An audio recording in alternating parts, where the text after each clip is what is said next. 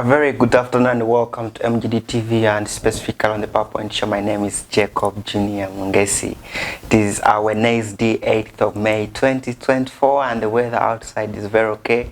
It's warm and I think people don't like the rain. It's real favoring and so nice. Only that has been a bit raining so heavily throughout the week or the few days we've had past this week. But it's good that now we can get some good warmth. Otherwise, you're welcome, and for those who are always following, I say thank you so much and always for keeping it at MGD TV. Today I happen to host somebody who is a young, energetic man, and we are here to discuss the role of the youth in nation building, and I believe the rightful stakeholders in nation building according to what we see currently, according to the climate of these countries politically and leadership wise.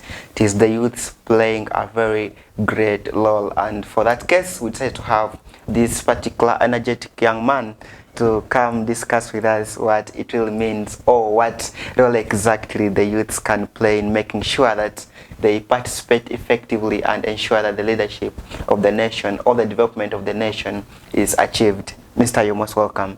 Thank you very much, and it's a pleasure to be here. Yes. So can you tell our viewers, because I know it's the first time they're seeing you on the screens of MGD TV, maybe they should not get to know who you are exactly. To the viewers, I want to give you a thanks for your viewership. My name is Gift Peter and I'm a student. I'm also a student leader. I currently perform the roles as the president of Koboko Joint University Students Association. Now, that runs nationwide? It runs in the whole world. Oh, okay. For as long as you are a student and at university and you reside in Koboko, you are eligible to be part and parcel and also a member of that association. Okay. So currently I'm the president, and there's a lot that we need to talk about. Yeah, thank you. Wow, thanks so much, Gift Peter. We were making fun of him yesterday when we were planning to have him here on the channel. Like, oh, he hasn't got no surname, so don't ask me that. Maybe from the two names, you can get in the comment section. Maybe tell me what exact surname you've got from the two. Otherwise, Mr. Gift Peter, I want you to tell us what role or which roles exactly can the youths try to play in the nation building of our country, Uganda, specifically? Jacob, it is a blessing for Uganda to have a population that majority of are the youth. Yeah. For a society, any society, to have majority of the population as the youth, it means its future is bright. Now that's one thing we need to appreciate and, you know, accommodate.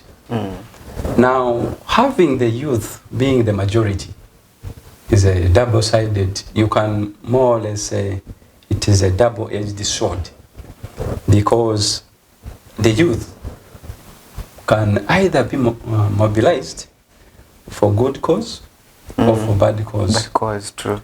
And history has demonstrated to us that when the youth are mobilized, whether for good or wrong, they can cause great change.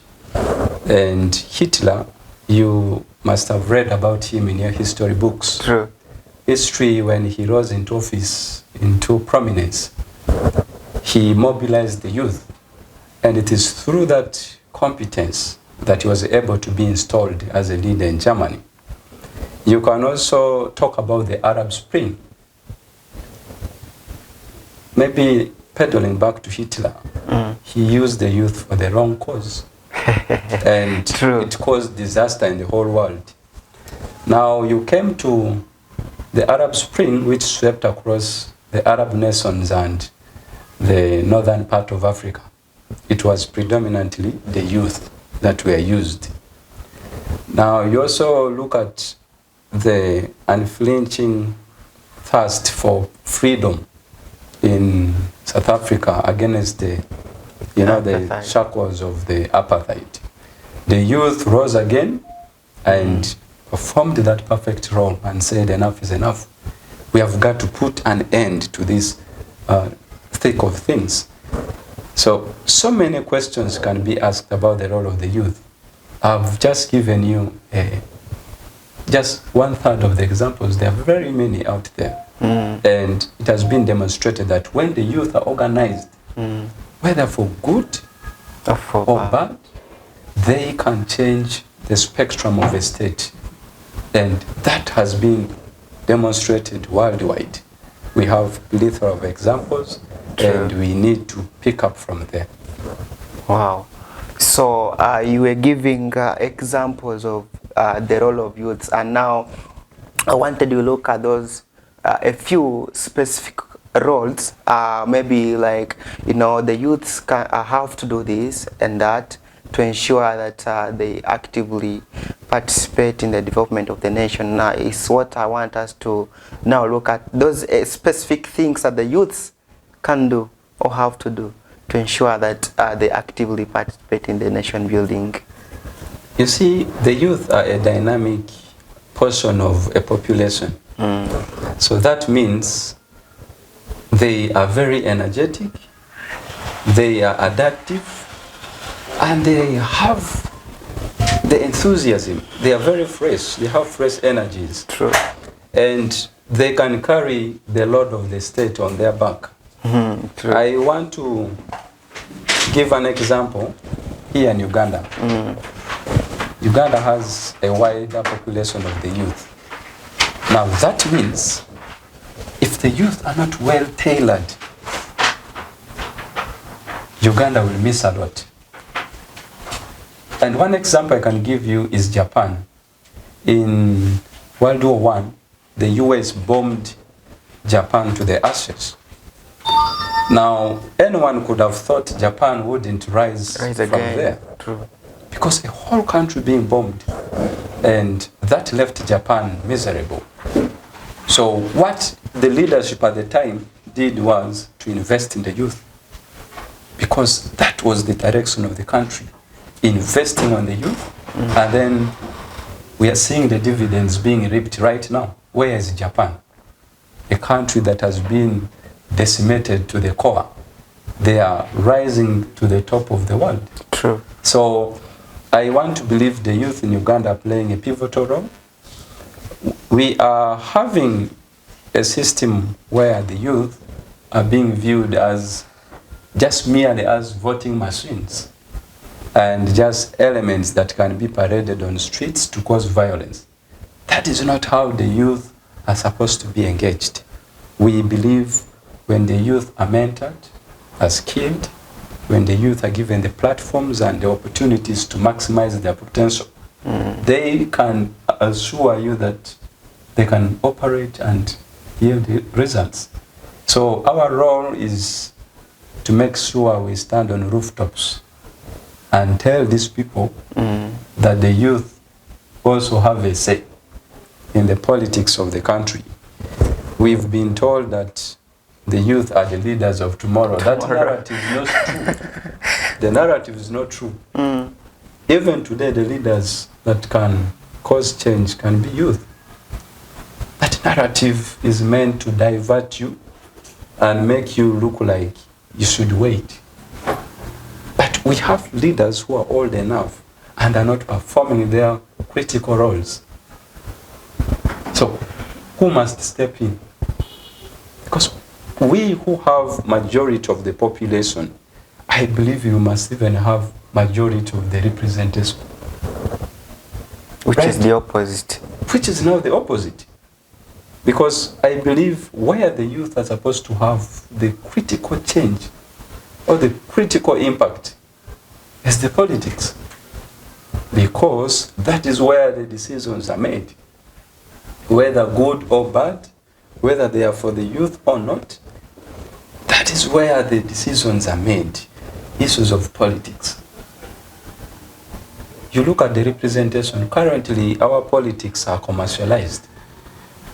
A youth like me cannot even gather the courage to go and contest for elective position. Why? Because the cost of a campaign is too much. True. And yet, these are people who are very capable.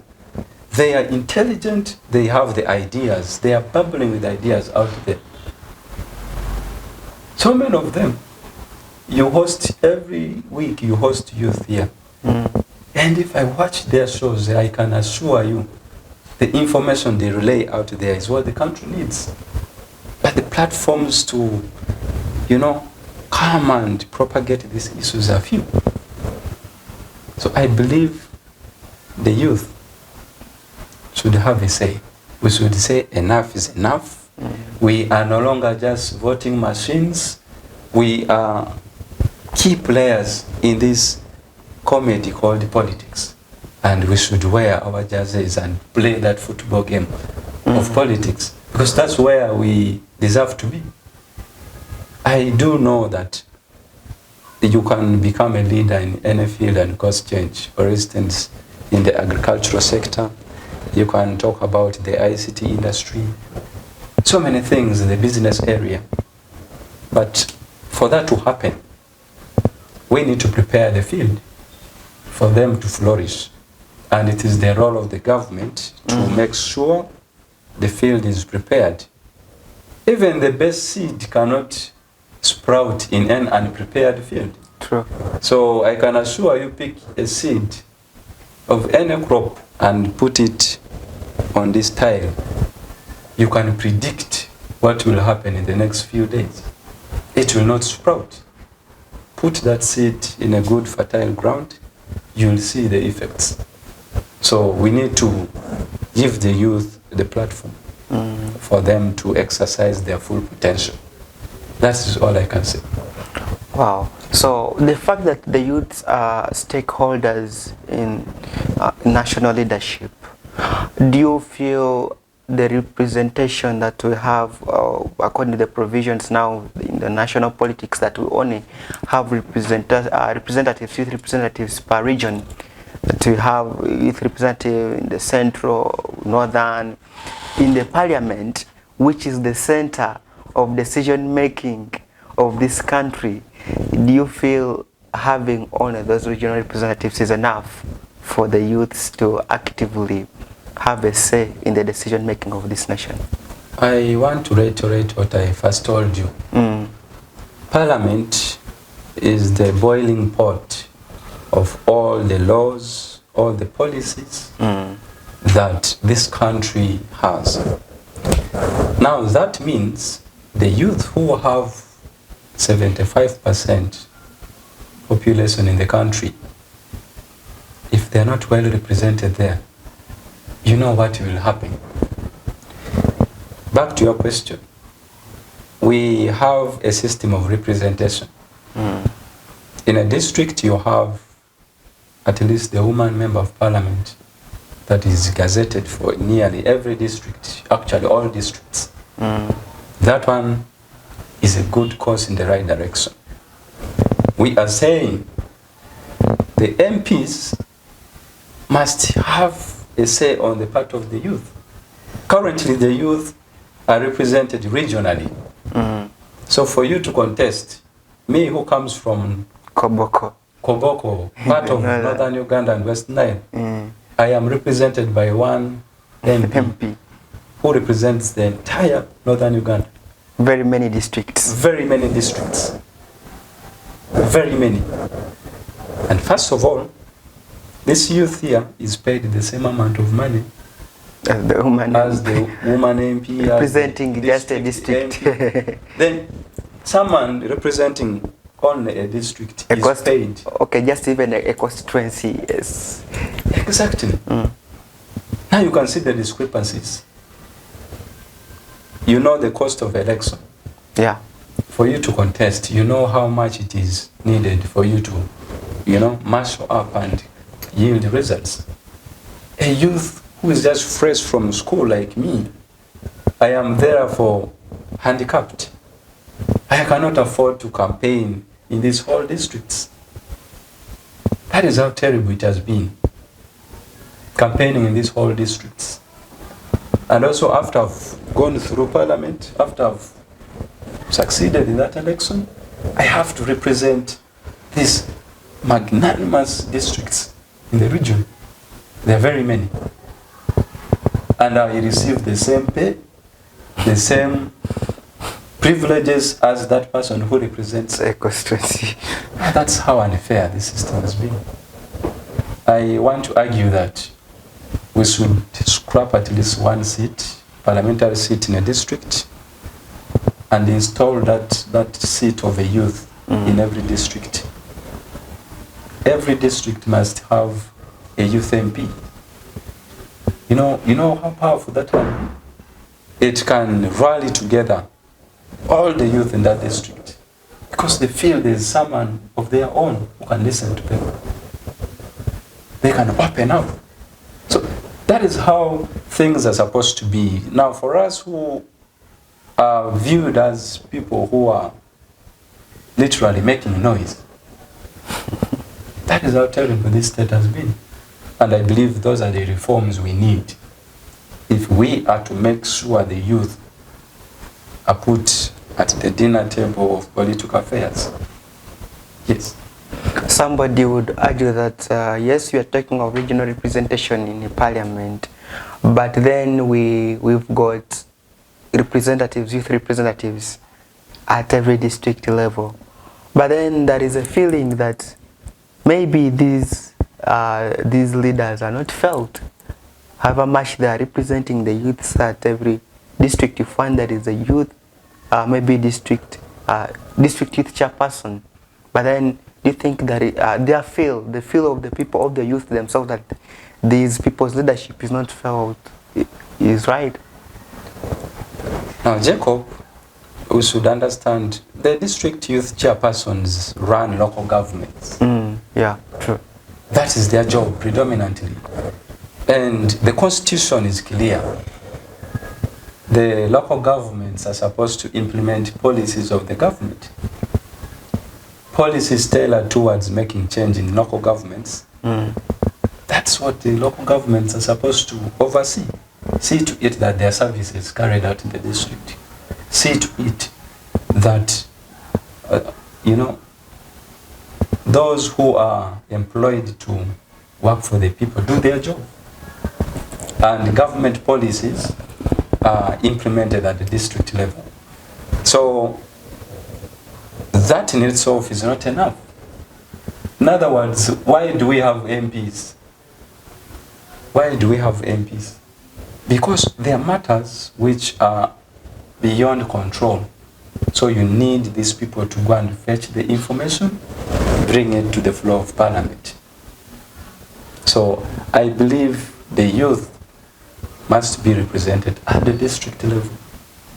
Because we, sincerely speaking, we have the majority of the population. Even if I go to your district, youth make the majority.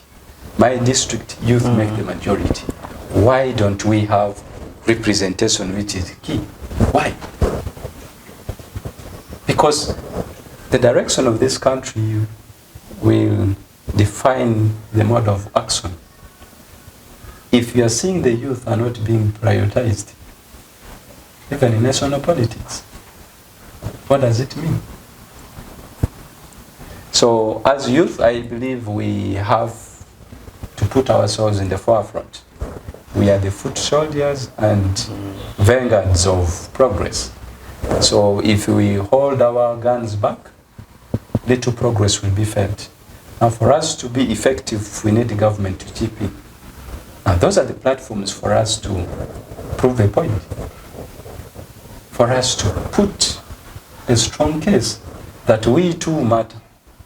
That we have a point, that we have a muscle that we can use in the running of the state. Because it has been demonstrated worldwide that when you empower the youth, they are capable of creating the change you want. Tell me any company that has improved social media that has been created by someone old, if not youth. Mark Zuckerberg, that one of Facebook. Yeah. He was at college. A typical youth came up with Facebook, and the world has never been the same. Bill Gates came up with Microsoft.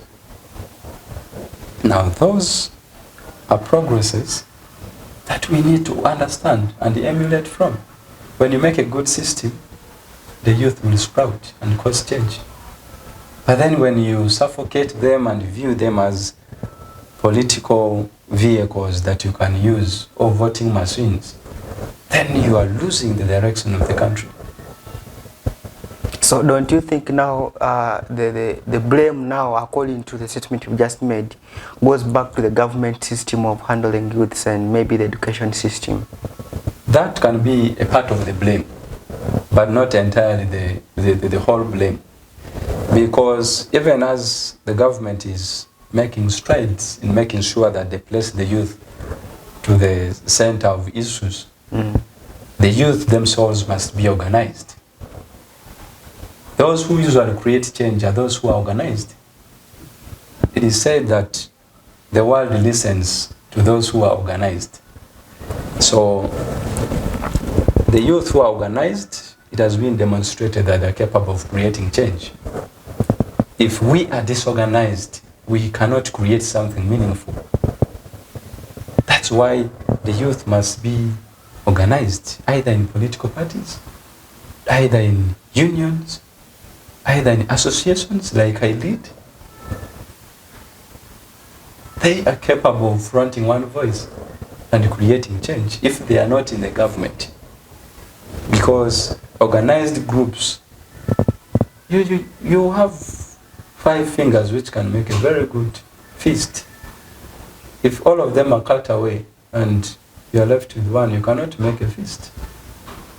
So all of us united, we can create something very powerful. And we can create a powerful current which can create change. I don't care where you are, which profession you're practicing. No matter where you are, do your part. You are here in the media, do your part, relaying information out. That is the role you're supposed to play as a youth, creating a space where people can express themselves. That is a good space which you have brought. I can be somewhere else, maybe in the political realm, but I must be good. Someone can be in the agricultural field. As you are there, play your part. If you are a border, be a good border. So in all we do, let's be organized. And by that, we can assist government in creating opportunities and creating platforms that we can use to maximize our full potential. So if we are not organized, even if the government tailors these opportunities, we cannot do anything. Yes. Wow, that is a gift, Peter, for you, and we are still discussing the role of the youths in nation building, and we are looking at those various things or policies that either can be implemented, of course they have to be implemented by the government, and how the youths can also take up the courage to step into those very spaces that have been given to them by the government, such that they also participate actively in nation building. You're still on MGD TV and specifically on PowerPoint Show. I'm Jacob Jr. Let's get back after this short break.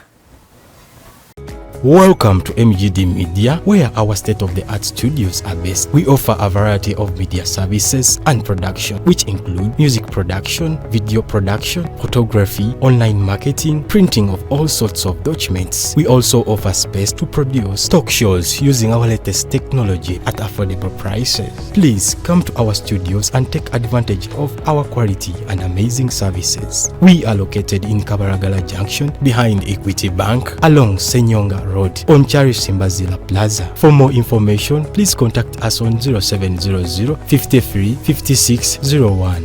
MGD Media, connecting communities.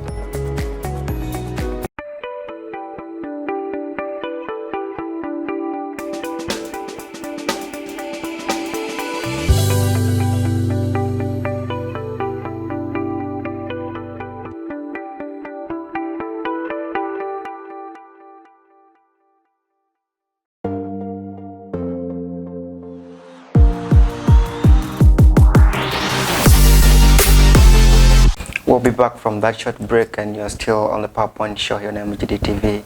And I'm Jacob Junior Munghesi, still with Gift Peter, who is a student leader, at the same time a young politician and leader in the making. They are the leaders of tomorrow. That's what he was saying before, that they keep telling us that we are the leaders of tomorrow.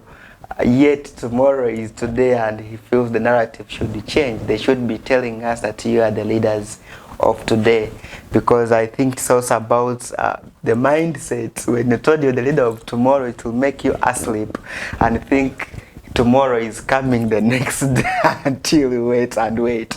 So before the break, we were still talking about the role of the youths in nation building, and you were talking of something that is so sensitive, talking about platforms being given to these youths to express themselves.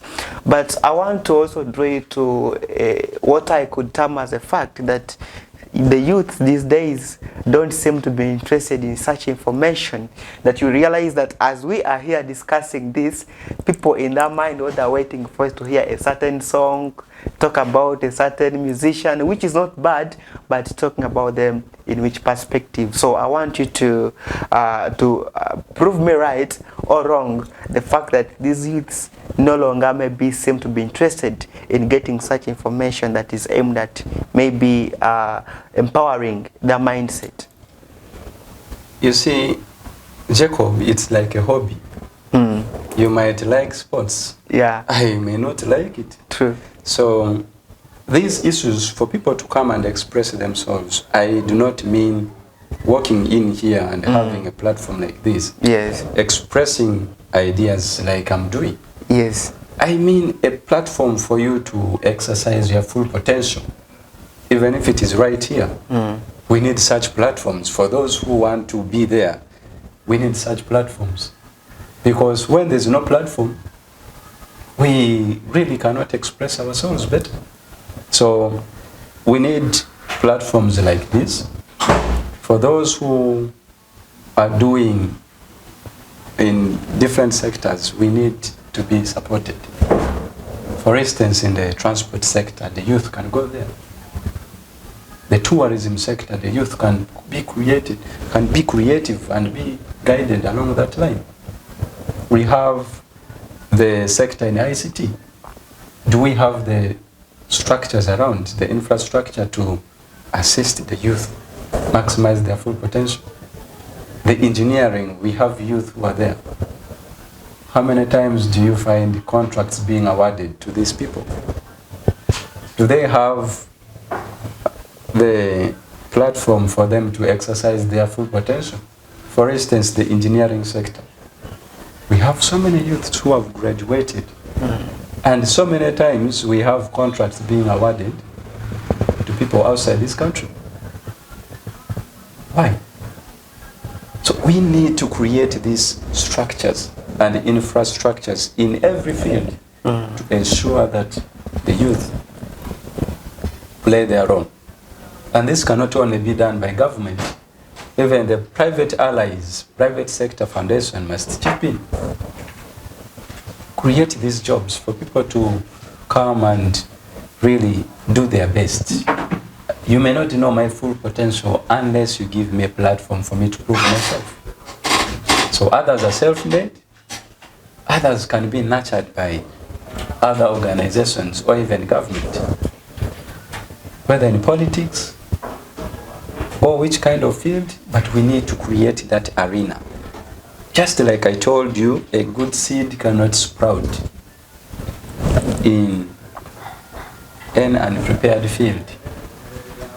We just need to give the youth the wind they need in order for them to fly. That's the wind they need. We need to blow the wind beneath their wings so that they can fly. That's all.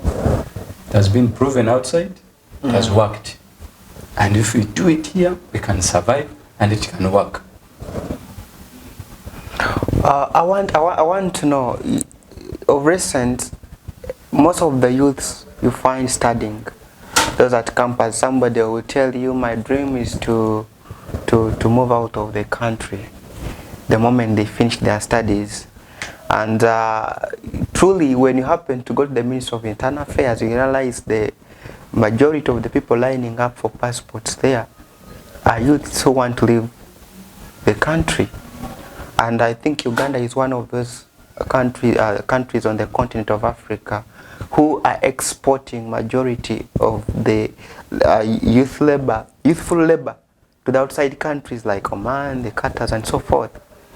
Do you think it's it's the way to go for a country like Uganda that's just developing? Because we all know that for a country to develop, then its youths must take action, must play a very great role. But now it's the youths we are losing to the outside countries. Do you think this is the way to go for a country like Uganda? It's a question of policy. And usually, when you are short-sighted, you can only look beneath your surroundings, and you cannot look into the future.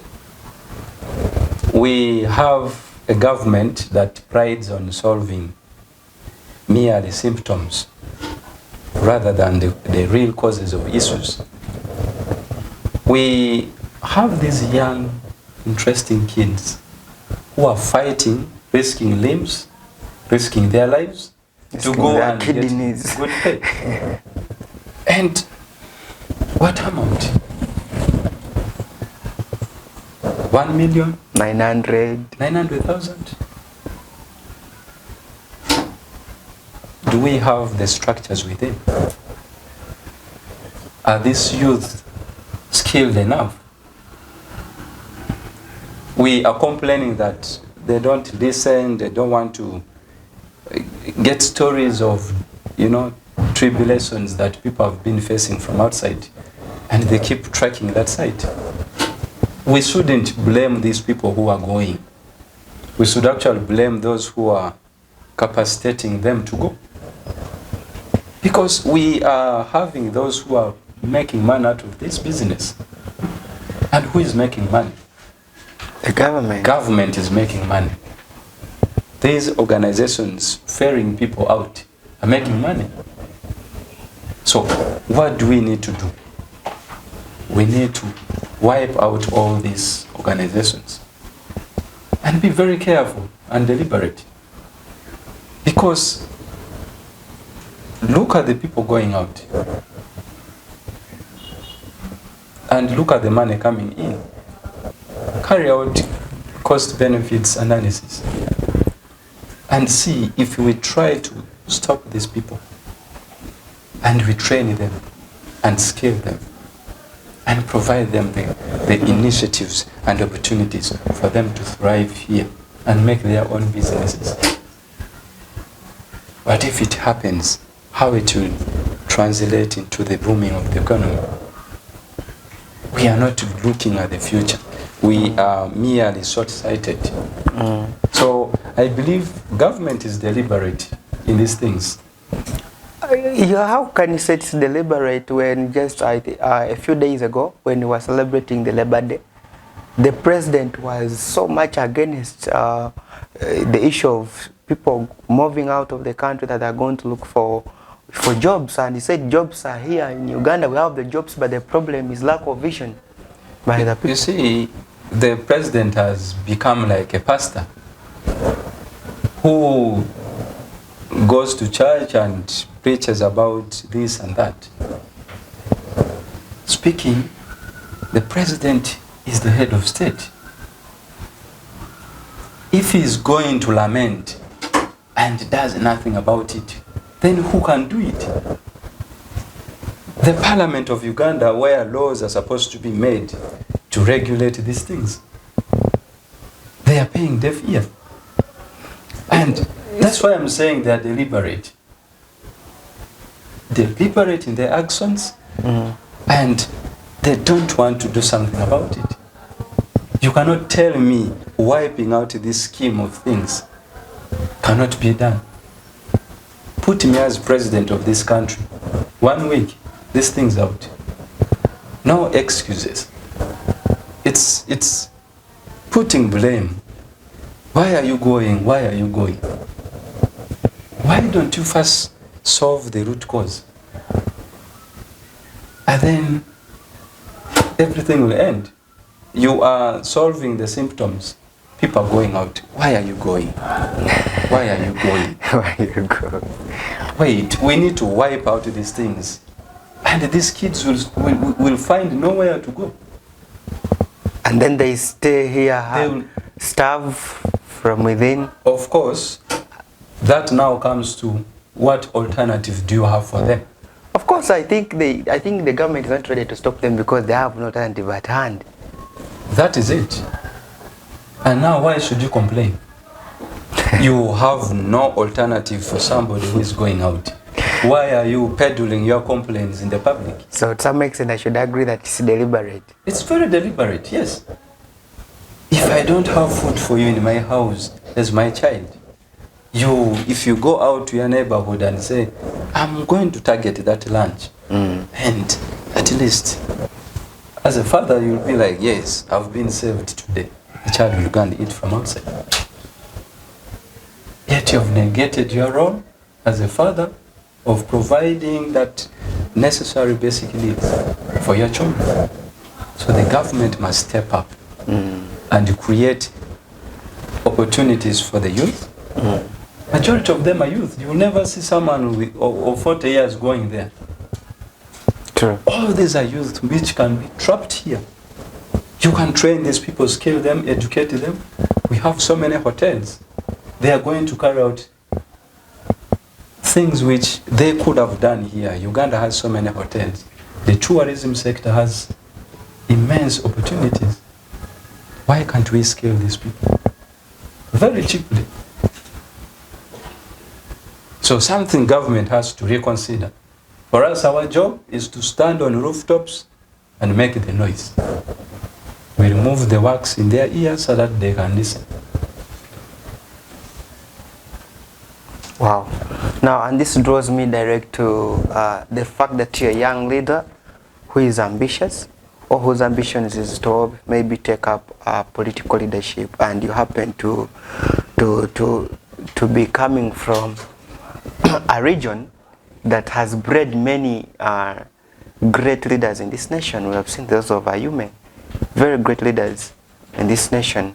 I want to know whether whatever we've been talking about, the policies and so forth about, the engagement of youths, or the, getting up of youths and taking part and understanding that they have a national cake to share, that they have to fight for, should be something that somebody outside that should be looking out under your consideration, that maybe certain policies will be put in place, or this is what you're looking up to ensure that the youths come out to do something.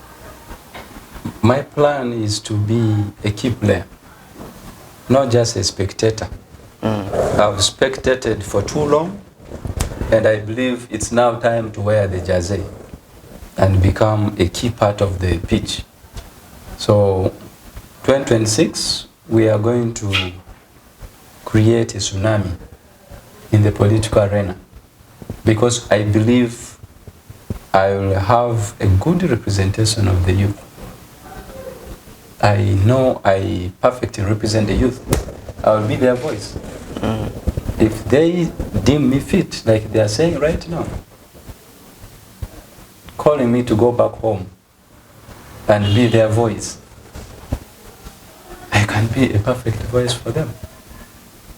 That aside, I believe the region I come from is first of all disadvantaged. The region I come from is a region that suffered the great wars on this land, early 2000s and the late 1990s. We suffered the LRA war, and when Idi Amin was driven out of office, it almost caused bloodshed in our district. It actually caused. So we are a district that is far from the center point of power. And we lack so many activities, so many services.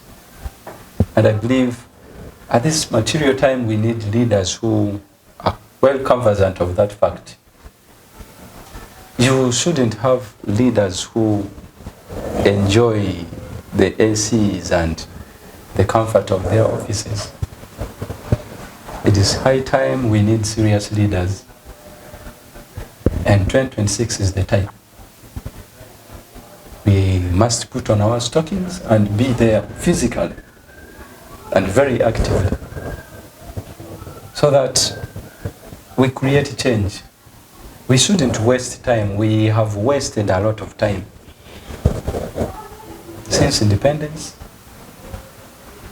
since NRM took office. Now, those are how many years? It would be stupid of us to come back and also waste the next 30 years. We need serious leaders.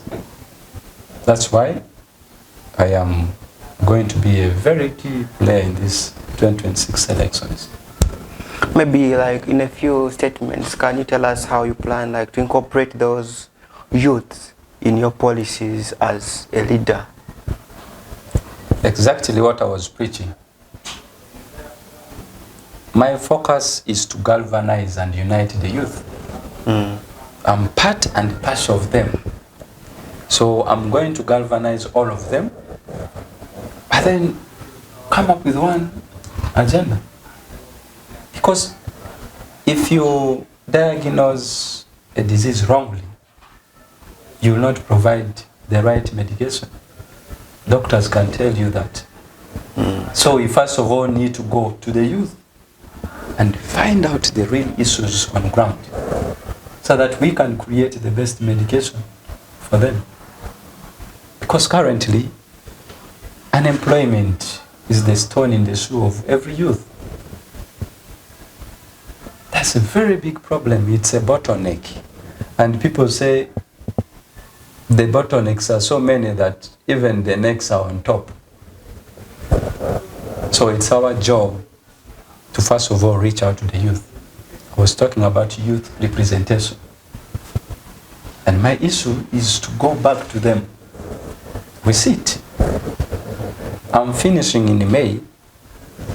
Quickly, I'm going back home. I'm going to hold the town hall meetings. These are the arenas and platforms for us to talk about. You don't see any leader in Koboko doing that. The youth are not well catered for. Leaders ignore them. They are seen as people of no value and potential. They are viewed as political voting machines. That in every election, I can come to them, rally them, give them t-shirts and 500 shillings, then they can vote for me. We are saying that agenda is going to be wiped out. We need to galvanize the youth around the cause. And if it's about skilling, what are we going to do about it? We should be in a position to... There are so many schemes, there are so many resources out there. But it is only for the leaders who can lobby for them. You know, the squeak wheel gets the engine oil. So if we make a lot of noise, we can be noticed. So my job is to galvanize the youth, find their real issues, and then come up with the policy and agenda for them. That's all. Okay, wow.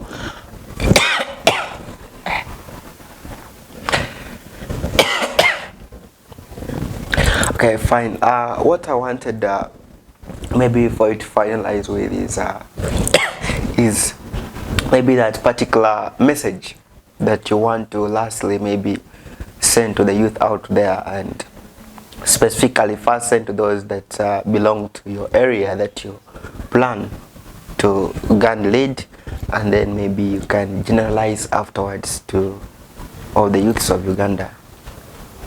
To the people and the youth of Koboko, we are coming.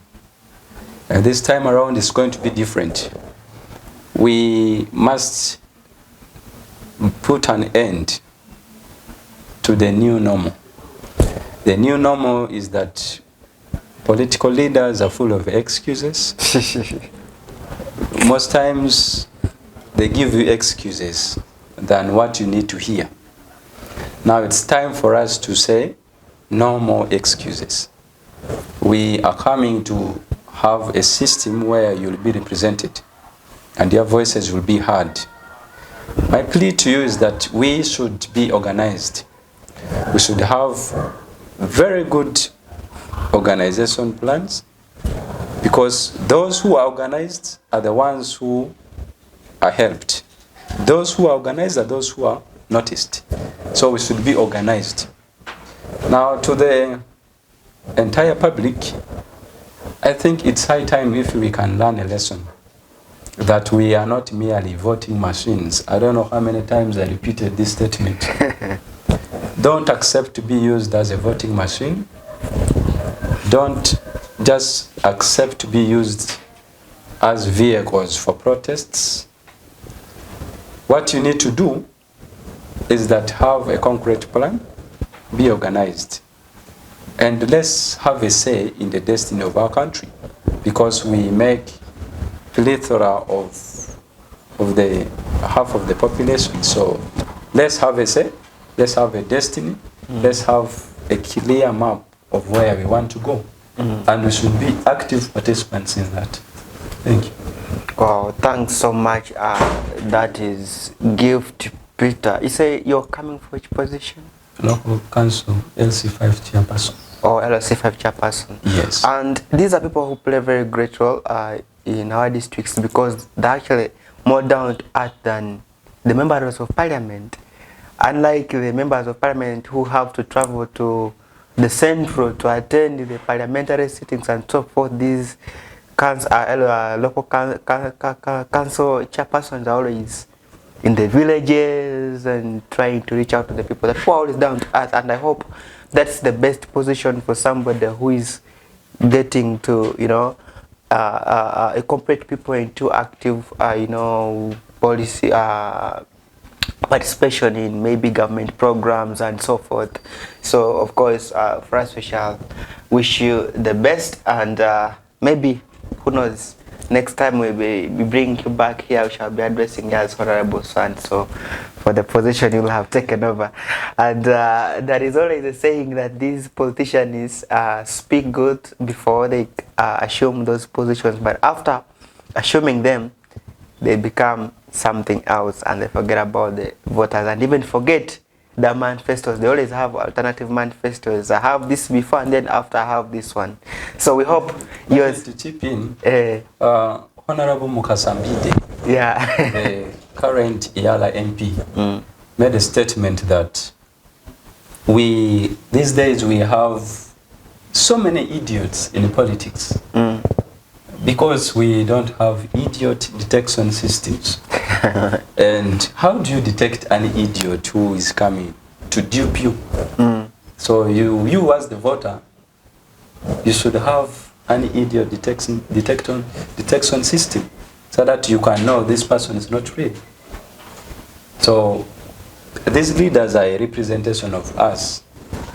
So if they are idiots, then we should blame ourselves. This is the process for us to identify them. Yes.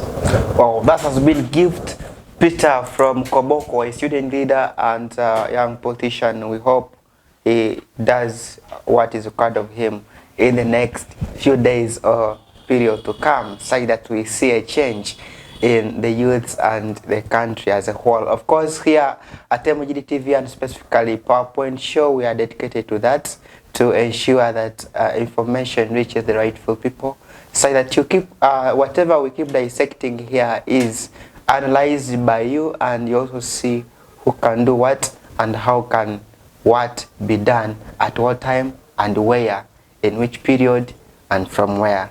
That's what we keep doing, and that's what we shall keep doing, because we have dedicated ourselves as MGD and as PowerPoint Show to always bring you that on your screens. Otherwise, I remain Jacob Junior Munghesi for PowerPoint Show here on MGD TV. This is our Wednesday, 8th of May 2024. See you next week.